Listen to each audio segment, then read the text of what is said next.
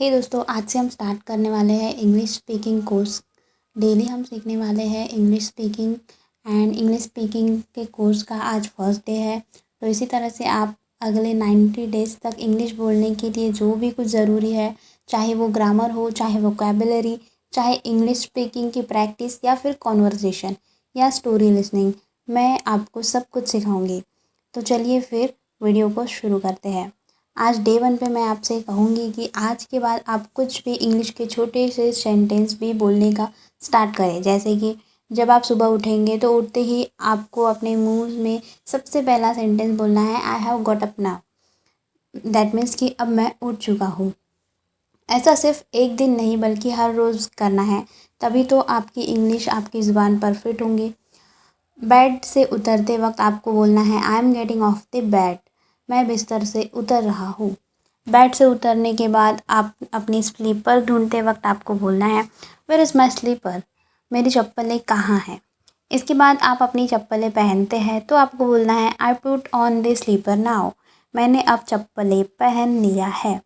जब आप घड़ी में टाइम देखेंगे तो आपको बोलना है, what's the time right now. इस समय क्या टाइम हो रहा है। मान लीजिए 6:42 हो रहे हैं तो आपको कहना है, इट्स 6:42। टाइम की शुरुआत हमेशा इट्स के साथ करनी है। इट्स मतलब इट इज़।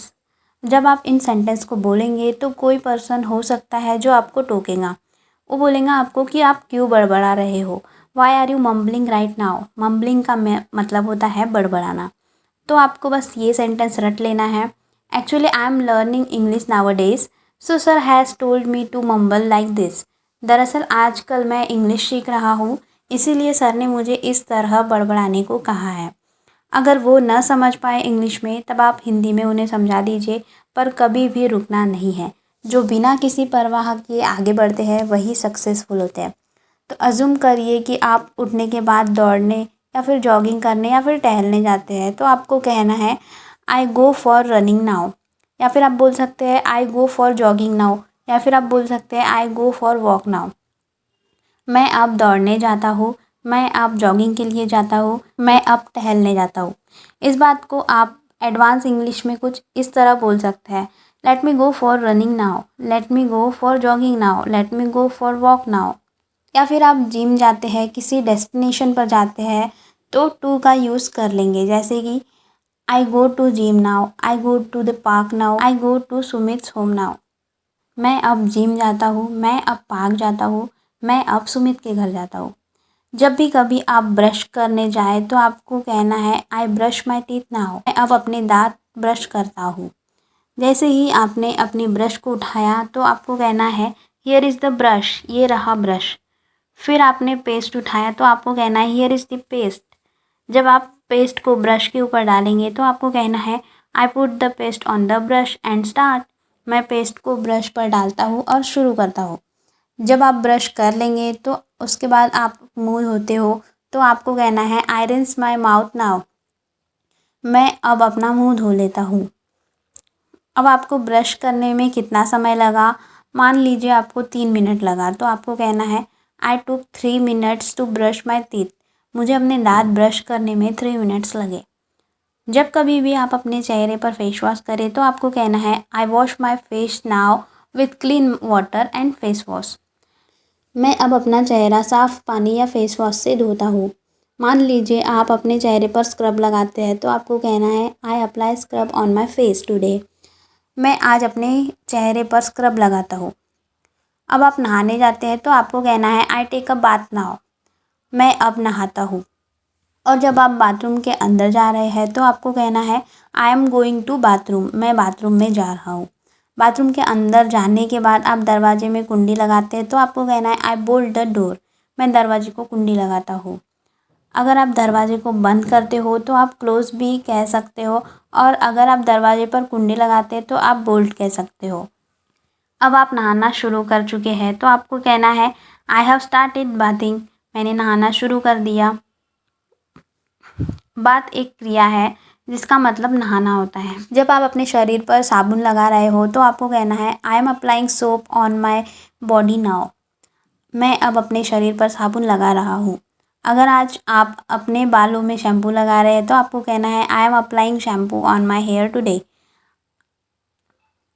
मैं आज अपने बालों में शैम्पू लगा रहा हूँ। अब आप अपने बालों को धोते हो तो आपको कहना है I rinse off my body and hair now. मैं अब अपने शरीर और बालों को धोता हूँ। हो सकता है आज आपने अपने बाल नहीं धोए शैम्पू से, सिर्फ बॉडी पे साबुन लगाया, तो आपको कहना है I rinse off my body now. मैं अब अपने शरीर को धोता हूँ। जब आप नहाते हो और नहा के हो गया है और अपने हाथ में तौलिया लेते हो तो आपको कहना है I have a towel in my right hand and its colour is blue. मैंने अपने दाहिने हाथ में तौलिया लिया है और इसका रंग नीला है। अब आप अपनी बॉडी को पोंछेंगे तो आपको कहना है I dry my body with this towel now. मैं अब इस तौलिए से अपने शरीर को सुखाता हूँ। जब भी आप नल को बंद करें तो आपको कहना है I turn off the tap. मैं नल बंद कर देता हूँ। जब भी आप नल खोलें तो आपको कहना है I turn on the tap. मैं नल चालू करता हूँ।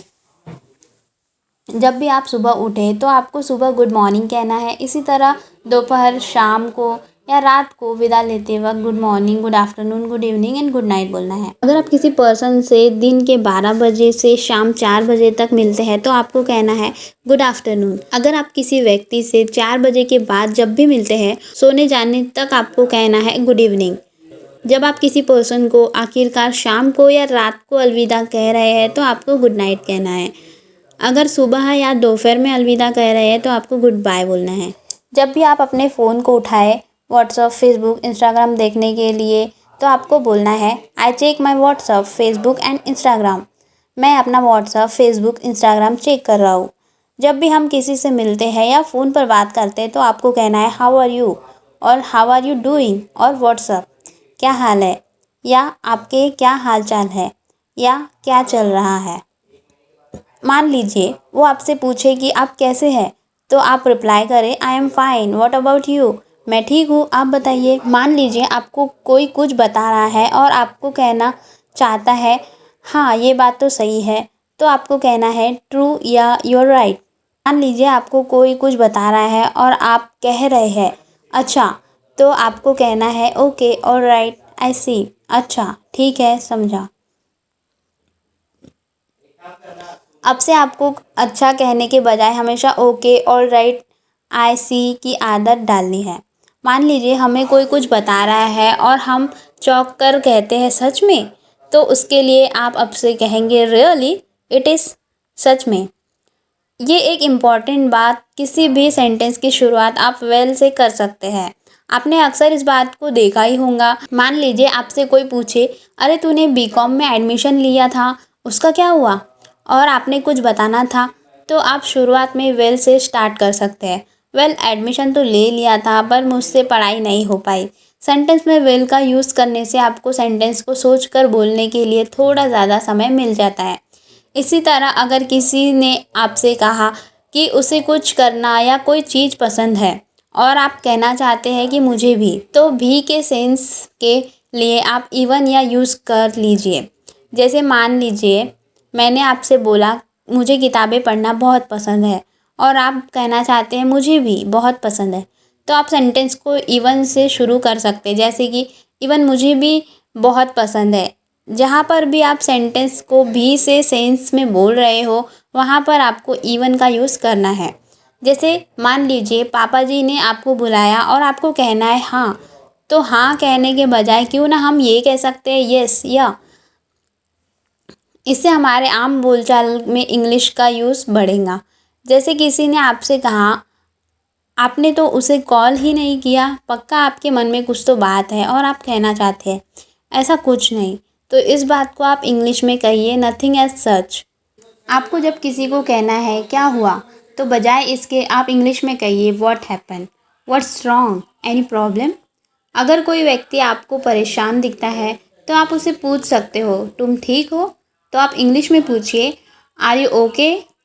जब भी आपको दरअसल बोलना हो तो आप हमेशा एक्चुअली का यूज़ करिए। जैसे दरअसल मैं वहाँ गया था, तब जाकर मुझे उस बात का पता लगा, तो आप दरअसल के लिए इंग्लिश का यूज़ कर सकते हैं। एक्चुअली मैं वहाँ गया था तब जाकर मुझे उस बात का पता चला। बिल्कुल इसी तरह जब भी आपको वैसे तो बोलना हो, आप हमेशा ऑल्दो का यूज़ करेंगे। जब भी आपको खैर छोड़ो बोलना हो, तब आप हमेशा एनीवे का यूज़ करोगे। मान लीजिए आपको किसी ने फ़ोन किया और आपको समझ नहीं आया कि उसने क्या बोला, तो क्या बोला आपने कहने के बजाय आप उसको कहिए एक्सक्यूज़ मी या पार्डन या सॉरी का यूज़ करिए। जब भी आपको किसी को बधाई देनी हो, तो आप हमेशा कॉन्ग्रेचुलेशन का यूज़ करें। कॉन्ग्रेचुलेशन या फिर कॉन्ग्रेट्स भी बोल सकते हैं, बधाई हो। अगर किसी ने बहुत अच्छा काम कर दिया तो आप कह सकते हैं keep it up, well done, बहुत अच्छा। जब भी आप ब्रेकफास्ट, रात का खाना, दोपहर का खाना, जूस, फल, पानी पीने या लेने की शुरुआत करने वाले हो, तो आपको कहना है I take breakfast, I take dinner, I take lunch, I take juice, I take fruits, water. जब भी आप ब्रेकफास्ट, रात का खाना, दोपहर का खाना, प्याज, सब्जी, चावल, दाल, चपाती खा रहे हैं, तो आप हमेशा ऐसे बोलिए I am having breakfast, dinner, lunch, onion, vegetable, rice, pulse, chapatis. Having की जगह पर आप टेकिंग भी कह सकते हैं, या फिर खाने के लिए ईटिंग और पीने के लिए ड्रिंकिंग, लेकिन हैविंग कहना ज़्यादा बेहतर है। जब भी आपको कहना होगा तो मैं क्या करूँ, तो फिर आप हमेशा बोलिए देन व्हाट। जैसे किसी ने आपसे कहा मेरे पास 5 लाख रुपए है और आपने कहना चाहते हैं तो मैं क्या करूँ, या तो फिर तब आप कहिए देन व्हाट। कोई चीज़ जो आपको समझ नहीं आ रही है और आप कहना चाहते हैं ये कैसे करना है, तो आप हमेशा ऐसे बोलिए हाउ टू डू इट। अगर आपको साबुन नहीं मिल रहा है या कोई भी चीज़ नहीं मिल रही है, तो आप ऐसे बोलिए वेयर इज़ दिस सोप। इसी तरह से साबुन की जगह कोई भी चीज़ हो सकती है। अगर आपको अपनी चीज़ नहीं मिल रही है तो आप माय यूज़ कर सकते हैं। जैसे मेरा मोबाइल कहाँ है, तो आप ऐसे बोलिए वेयर इज़ माय मोबाइल। जब भी आप शीशे में खुद को देख रहे हो, तो आपको हमेशा इस तरह से बोलना है I am looking at the mirror, मैं शीशे को देख रहा हूँ। जब भी आप अपने बालों में कंघी कर रहे हो, तो आपको इसी तरह से बोलना है I am combing my hair, मैं अपने बालों में कंघी कर रहा हूँ। कॉम मतलब कंघी या फिर कंघी करना। मान लीजिए कोई झगड़ा हो रहा है और आप कह रहे हैं छोड़ो इस बात को, तो आपको इस तरह से कहना है leave it, let it be. अगर आप किसी को कॉल या मैसेज कर रहे हैं, तो आप इस तरह से बोल सकते हैं मैं आपको 10:40 पर कॉल या टेक्स्ट करूँगा, I will call text you at 10:40। मैं आपको सोमवार को कॉल या टेक्स्ट करूँगा, I will call text you on Monday. हमेशा टाइम के साथ एट का यूज़ होता है और डे के साथ ऑन का यूज़ होता है। मैं आपको आज, कल, परसों, अगले सप्ताह, अगले महीने कॉल मैसेज करूँगा, I will call text you today, tomorrow, day after tomorrow, next week, next month. कई बार हम अपने दोस्तों को बोलते हैं पागल है क्या, तो आपको इंग्लिश में इस तरह से बोलना है आर यू मैड और वॉट। सो गाइज, ये थी हमारी इंग्लिश स्पीकिंग की फ़र्स्ट क्लास। आई होप आपको ये सारी चीज़ें क्लियर हो गई होंगी। तो आपको इसी तरह से सारी टिप्स को फॉलो करना है और अपने डेली रूटीन में यही इंग्लिश अप्लाई करनी है। तो आई होप कि आपको वीडियो अच्छी लगी होगी। वीडियो अच्छी लगी हो तो लाइक करें, चैनल पर फर्स्ट टाइम आए हो तो चैनल को सब्सक्राइब कर दे, साथ ही बेल आइकन ज़रूर हिट कर दे, जिससे कि मेरे न्यू वीडियो की नोटिफिकेशन आपको सबसे पहले मिलेंगी। सो गाइस, आज की वीडियो में इतना ही। मिलते हैं नेक्स्ट वीडियो में, तब तक के लिए goodbye, take care, thanks for watching.